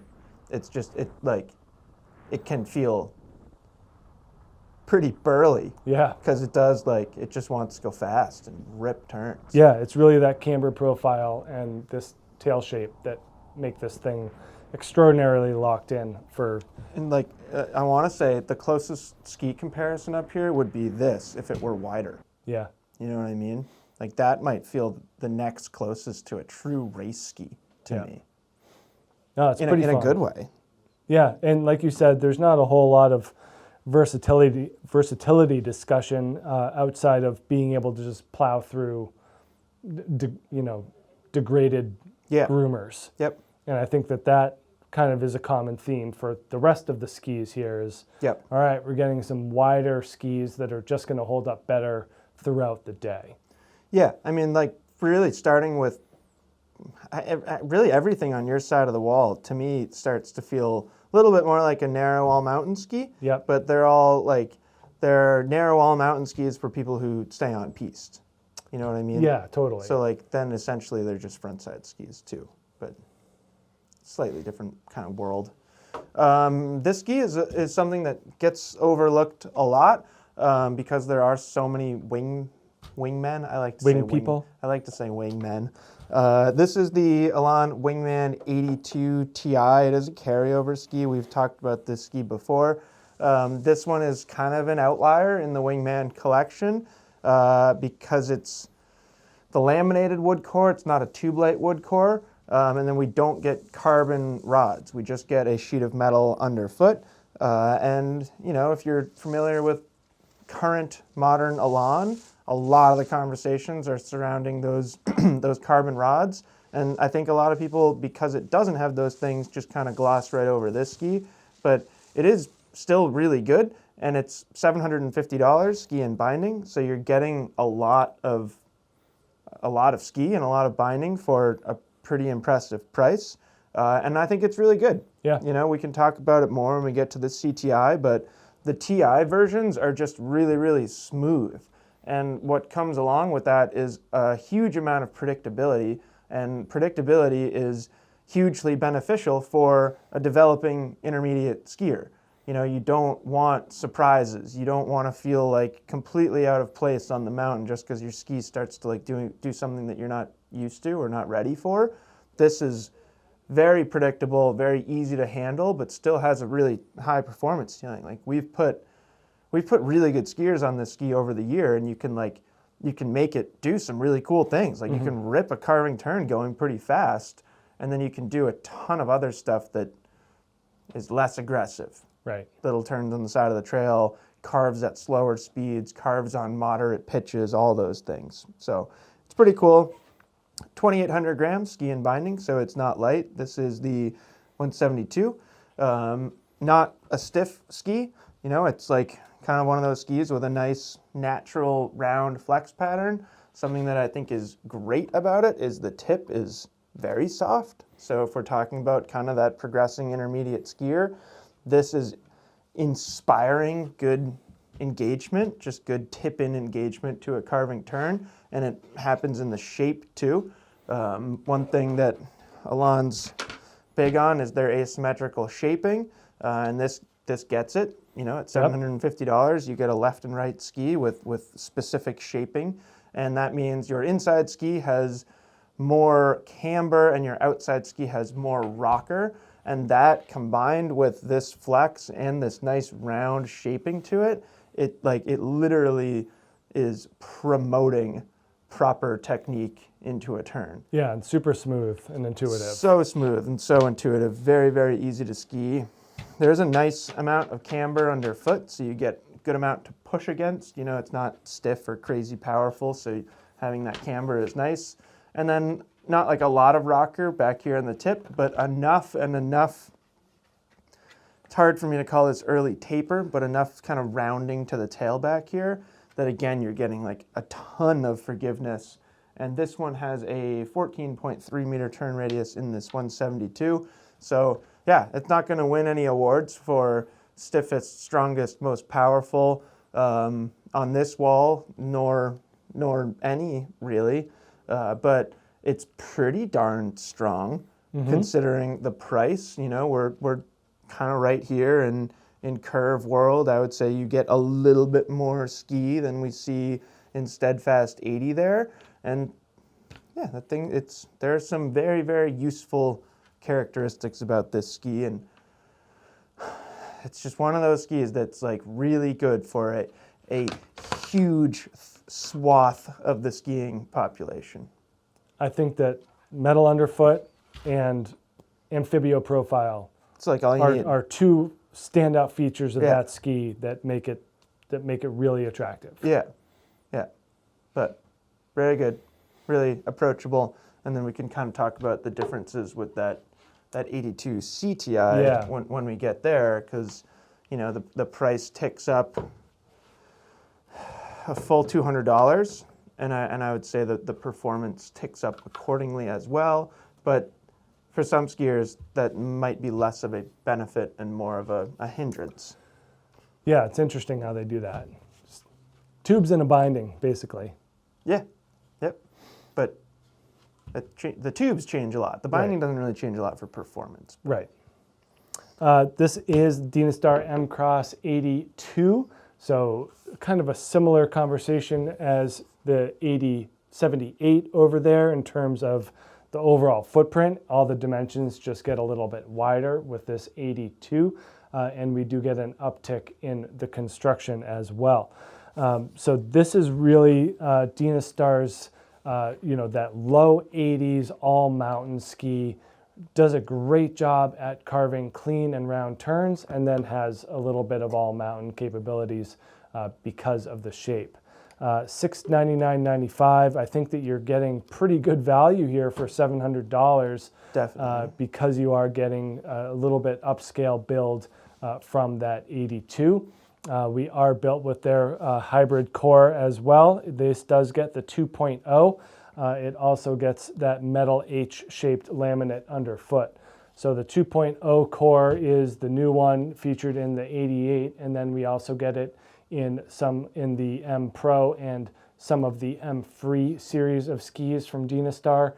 So 3 layers of wood, 1 horizontal along the bottom, and then the 2 that are on the top are milled and joined together. The idea here is twofold. One, it reduces the need for adhesive in the ski, and that reduces the carbon footprint. And the other is that the friction that the ski creates when those milled and joined pieces are going together creates another level of energy. So you do get a very, very energetic and poppy feel out of these wood cores. And then you get the polyurethane along the side. So again, the use of plastic is it sounds weird in your head when you get on it and ski it. Anyone who's ever skied an M-Free 108, for example, you can definitely tell that there's a different level of smoothness and volume that goes along with it, and that carries through certainly to M-Cross 82. And then metal underfoot for stability and a little bit more edge grip, so we're getting that upscale build. 3,148 grams on the scale here. Pretty lightweight feel on this thing, and kind of a medium flex pattern. But where we're seeing the versatility come through is in that profile. And we did see this in the 78 as well, where we are talking about a early tapered shape in the front of the ski here and a long-ish rocker profile, but not like a lot of splay. You know, anytime you're seeing more of that low profile, it's going to just mean that the ski is very smooth and easy to move. Yeah, and easy to control. yeah, I mean, it's just, and like you said about the 78, it's like a safety feature. You never know when you're going to come across some soft snow, and having a ski like this that both can handle that from a flotation perspective and then add in the, you know, that burly carving performance, I think is going to be a really good thing. Oh boy, 15 meters here in the 184. And we kind of talked about this with the Rossignol, where we're seeing a little bit of a difference in terms of the width of the tip and that of the tail. This is more of a pintail shape, where the initiation and the start of the turn phase is really easy and crisp and super intuitive. And then the tail, you can kind of, you know, vary depending on how wide or short you want that turn shape. Yeah, wiggles more easily. Yeah, so you can get into a turn and finish it strong, or you can let it run. So I think it allows the skier to be more in the driver's seat.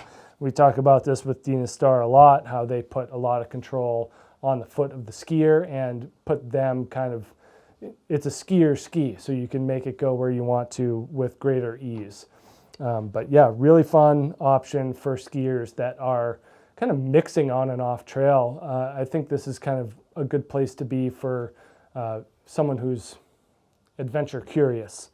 Yes. And they want to be kind of in the bumps and in the trees, but they don't want to sacrifice much popping back on trail. Agree, 100%. Whereas some of these other 82s and 80s are certainly more front side focused. So this one kind of blurs that line between wide front side and narrow all mountain. I'd say that's the most adventure curious ski up here. Yeah.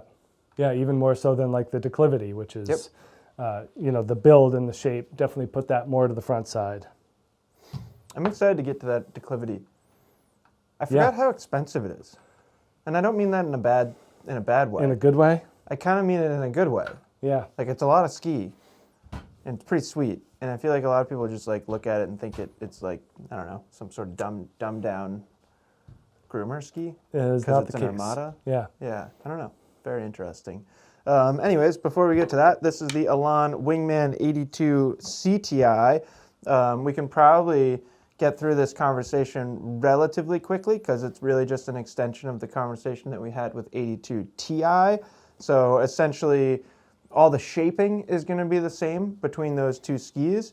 This one does get a slightly beefier binding. It's not really changing like power transfer too much or anything like that. I mean, it's like the full plate as opposed to, I mean, it's connected as opposed to disconnected. It doesn't change too much for power transfer, in my opinion. Well, there's metal under there too, so it's extra beefy in the CTI.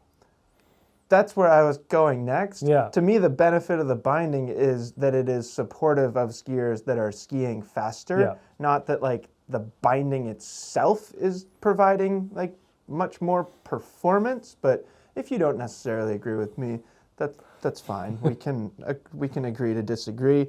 I don't feel a tremendous difference in actual performance between them, but I certainly put more trust into this one. Yeah. So I agree. It's still similar weight. We're just about 3,000 grams here in this ski.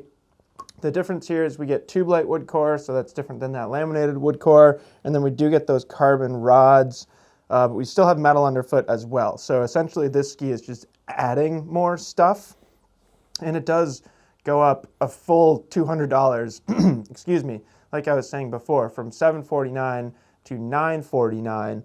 And that's kind of interesting, because we were talking about metal and how it can add $100, and looks like carbon rods and a tube light wood core essentially add $200. Yeah. Or you could say $150, and then the binding is accounting for the rest of the difference. But it is an uptick in price, and it's an uptick in technology, and it is an uptick in performance too. It's a little stiffer, in my opinion, than the 82 Ti. But the thing that really comes across on snow is it's reactivity and how much it snaps out of a turn, rather than the 82 Ti, which just stays like really smooth and predictable. So kind of like we were saying, like no surprises with that one. This one, it is so energetic and so responsive that I would say if you're not ready for it, it could surprise you. It is pretty darn dynamic in how it just flies across the fall line if you bend it a lot. It surprises me. This and the 86 CTI, like they are very surprising. Yeah. In terms of their rebound. Yeah, you got to be like ready for it and actively engage. And kind of the moment that you become unengaged, the ski doesn't like it. It might not punish you. You probably won't fall, but it doesn't feel as balanced anymore. But a lot of skiers really want to be active and engaged. And like, you know, you spend most of your time just working on like perfect carving technique on groomers. And if you're that type of skier, you're going to love this thing. And another thing that I love about Wingman skis in general is they're not stuck to just carving. You can skid turns on the side of the trail. You know, we looked at the shape in the last ski, but we can look at it again. Like there's enough rocker, taper, just enough roundness to this ski that it doesn't feel like, you know, like a Spitfire 80 over there. Like there's a lot more willingness to make different turns. I would say, no, it can't carve like a Spitfire 80 can, but you know, it's about the other stuff and like the well-roundedness of this ski, and I think it's really good. And I think if somebody wanted to argue with me that this performance and this shape and this construction makes more sense in the 82 width than the 86 width, I wouldn't necessarily argue against them. Kind of speaking to the Wingman 86 CTI. Yeah. That ski's really fun too, but if you're going to be staying on groomers mostly, then it might be worth considering the 82 because it's just a little bit quicker edge to edge. Yeah. So I think it's fun. I don't really have any more to say about it because we've talked about 4 Wingmen now in the past 2 weeks. 2 weeks. No, I mean it's it's tubes and binding plate basically is the $200 and a considerable amount of performance too. Yeah, I think this is a good example of a ski where that price could alter someone's decision. Because it's expensive. Because it's expensive. Yeah. If it was $850, I feel like they would fly. Yeah. But yeah, $950. I mean, that's a reasonable point. $950 is not cheap. Right. It brings it into a whole different world of skis to compete against, like this one. Yeah, the K2 Disruption 82 Ti at $949.95. And this is a really interesting one because it kind of is different. It is not race inspired like a lot of these other skis, these other front side oriented skis are. K2 does not have a racing department. So this does a few things. It allows them to be creative and individualistic when they're coming up with a frontside or a carving ski. We've both had really good times on their TI2, which is just like a really unique carving ski. Love the MTI too. Yeah, and then this 82 Ti kind of just brings up the overall mass and level of beefiness to a pretty shocking level, I would say. Good Western carving ski. Yeah, I think that's a good way to think about it. When I first got on it, it went a lot faster than I wanted to go. They all go pretty fast. Yeah, these are pretty. They're just so smooth and stable that you don't realize how fast you're going. Yeah. Which is pretty interesting because it doesn't have a race build. Yeah. It has an aspenwood core, so it's like the same core that K2 uses in most of their skis and like Line uses in most of their skis. It's kind of a lightweight wood. And then what they add onto it though is their Titanal I-beam. So this full width metal in the underfoot zone and then tapers to the middle and the tips and tails. And it just must be thicker than we give it credit for because it really just adheres to the snow. Like this thing is just totally totally Well, glued. I think there's a fair amount of things going on. The core thickness is pretty significant Yep. throughout that ski. That I don't even remember what these things are called, but I actually think, Dark matter damping. thank you. Yeah. Great memory. I actually think those things work really well. Yep. And yeah, I agree. And it is like, it's pretty impressive. Like, I don't think they've been tremendously successful Right. with the Declivity line from a sales perspective, but the performance on snow is very impressive. Yeah. And like, it's a serious accomplishment for K2, and I am here to commend them. I also am not shocked that they didn't take off, Yeah. because you got to take a Peregrine skier and convince them to get a K2. Everyone that I've talked to that has skied on these has a strong opinion, Totally. one way or another. Oh, sure. You know, it's not always positive, but the people that are positive about it are like so far over the moon. Like, I will not ski I was on thinking, another 82. I honestly can't remember the last time I talked to somebody who didn't Yeah. like the line in general. It's got a longer turn radius. So this one is 18.4 meters here in the 177. So that's long. That's Yeah. Peregrine Peregrine long. 76. Yep. And then we actually have some tip rocker here. Yeah, I think they So- say 4 millimeters in that ski. And I think that is a very good thing, Yeah. because if this thing were fully rockered, it would be a whole handful. Yeah. And then we got slight tail rocker back here.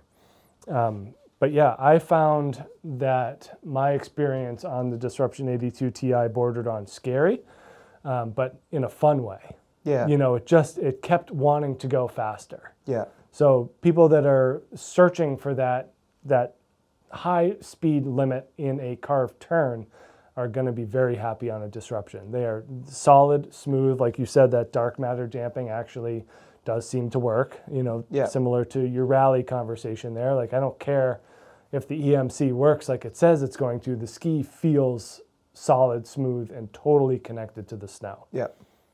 But yeah, I think once you start to let it go, it's hard to rein it back in.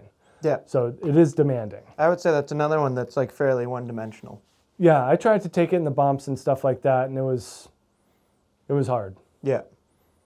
I was kind of looking over your shoulder at the next ski that we're going to talk about, thinking about like differences between them, and that's kind of where I would, you know, you were really talking about speed, and if anything, if you want to point to a benefit of that ski, that Disruption is its composure at speed. This Peregrine 82 is more dynamic overall in the different things that you can do on it. Yeah. Would you agree? This is, I would say, considerably more versatile Yeah. than that Disruption. Yeah. Yeah. but While not achieving quite the same raw power. No, but this thing goes straight really well, too. It does. Not to say it doesn't have its fair share of power. I'm going to point out a benefit of that ski. It would be it's just like vibration damping and like how you were saying it stays glued to the snow. Yeah. This ski, I think, is more rewarding in like most situations, but that thing does love speed. Yeah, but you get going fast on this. And you can do a bunch of stuff. You can do a bunch of stuff. You can turn it down. You can throw them sideways. Yeah. It's a lot more of... Dynamic. Yeah, exactly. Yeah. And this Disruption likes to be engaged in that edge, and that's it. Yeah. Which is fine. Yeah. Like a lot of people love that. Right? There's tons of people I can think of that ski stow that are more in the style that you just described, that Disruption, than this. So It's a great nosedive ski. 100%. Yep. Next up here, this is the Volkl Peregrine 82. So we talked about this quite a bit when we were talking about the 80. So the difference here, big difference is we get tailored Titanal frame. So instead, in that ski, we had the glass frame. Now we're moving to Titanal frame in this Peregrine 82. It does add, what is it, $1,000? Yeah. Well, it doesn't add $1,000. Sorry, no, it adds $100. That's twice that I've like, Yeah. drastically misspoken about numbers. I'm normally so good with numbers. Adds $100. So now in this ski, we're up to $1,100 or $1,099.99. So that's basically just the difference between Titanal band construction and tailored Titanal frame. And like we were talking about with the Peregrine 80 over there, this one really feels better in a carve. I love skiing this thing. It's super fun. There are plenty of skis out there that are more powerful and just feel more like raw and more stable at speed. It's just like all the little things about this ski that are so rewarding. And I felt really the same way about the Deacon 84. Like, I remember the first time I skied that thing, and I was like, man, like, you can't go. I think I skied the Deacon 84 back to back with like a Brahma 88 like 4 years ago. And I was like, well, it's not like a Brahma, but like, the thing's sweet. Yeah. And like, that's kind of the story behind this ski. Is it's not designed to be the burliest, stiffest ski out there. It's the whole experience. It's feedback, it's responsiveness, it's how easy it is to control and how precise it is and how many different things you can do. And you add up all those things and it's so fun. So it's actually lighter than the Peregrine 80, even though it's wider. So we were guessing why, and we both think that with the glass frame in the Peregrine 80, they're probably using more epoxy in there, and that's probably where we're seeing the difference.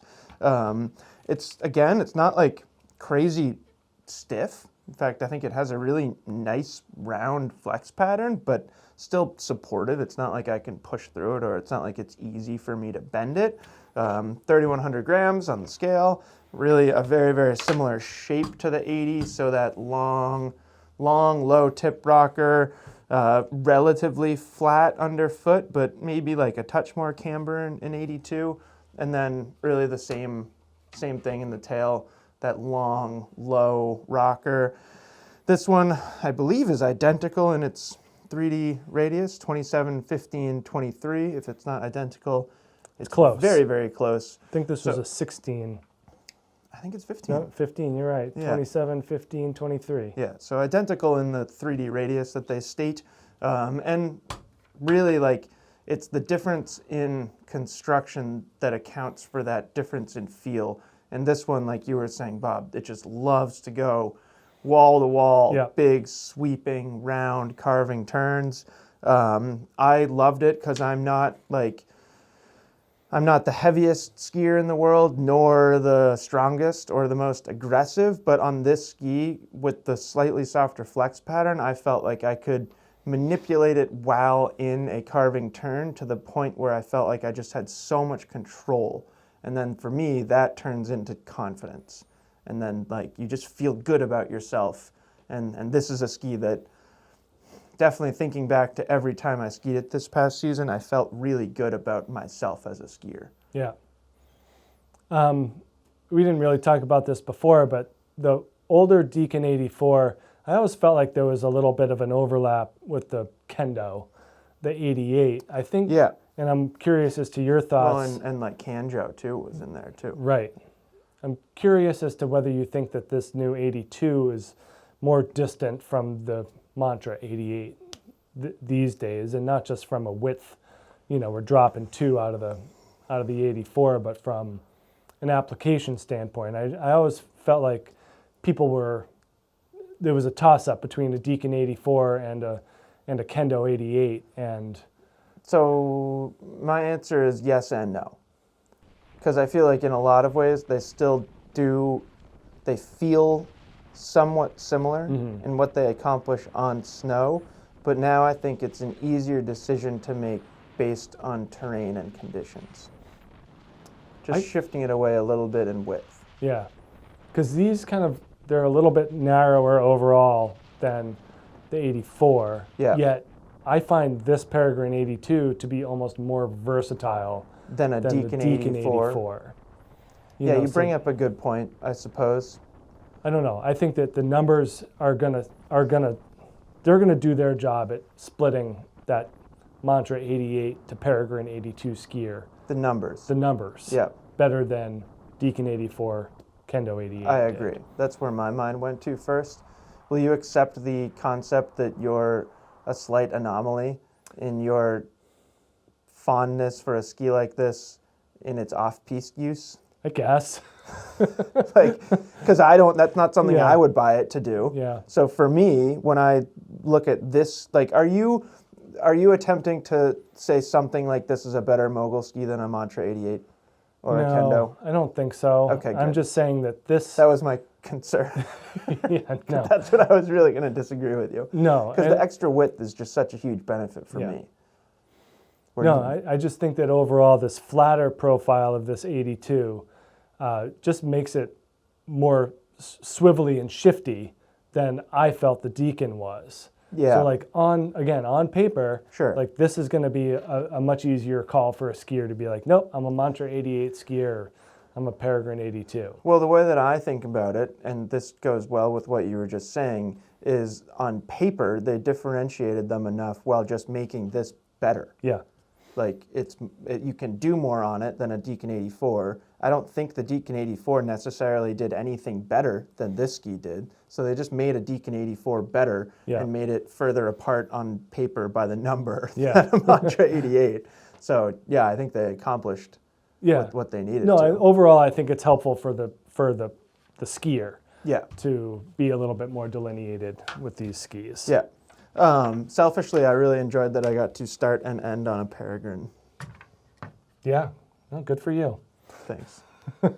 Bob was only slightly upset when I went into our office and stated with confidence and past tense that I was going first.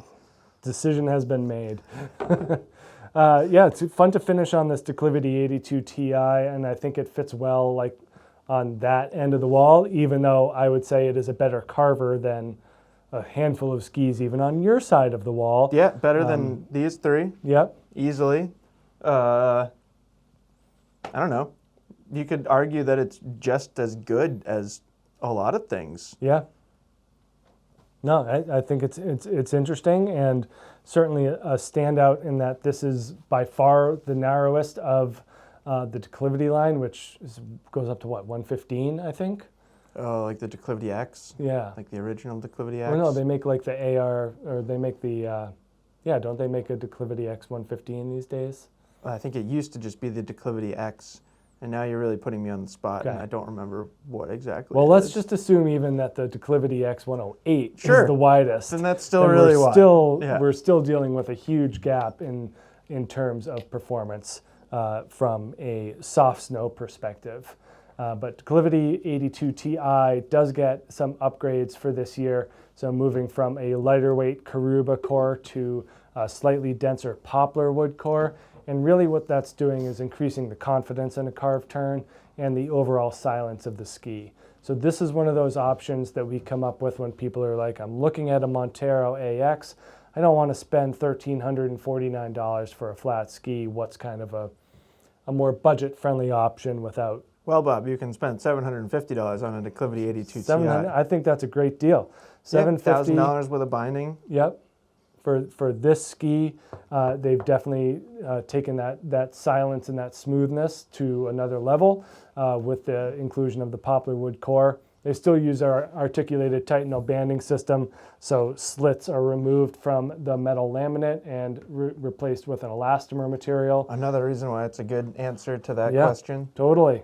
And maybe Stockli's even trying to copy Armada by adding more slits into the ski. Probably, yeah. But yeah, Pretty soon they're going to have a 115 underfoot Montero. I don't think that's ever going to happen. But yeah, a lot of fun stuff going on in this ski. Full sidewall and just a really fun overall mentality. It does have kind of a nice stiff, responsive flex. It's not overbearing, but we do see what did you have there? 1750-ish. Thanks. Yeah, so light enough. And what's interesting about the Declivity series is that they are very much progressive in terms of their inclusion and growth of rocker and taper through the line. So this, as the narrowest, has very little rocker in the tip. I mean, it is, when you decamber, it doesn't even pop out as much as like the Forza. It's like a turn initiation shape, not a soft snow shape. Yeah. Slight taper. I mean, this is, you know, declivity inspired in terms of the taper, but certainly the widest part is not brought down very far at all. So you're getting really good tip contact. And then, you know, just a lot of positive camber underfoot, and it's long too.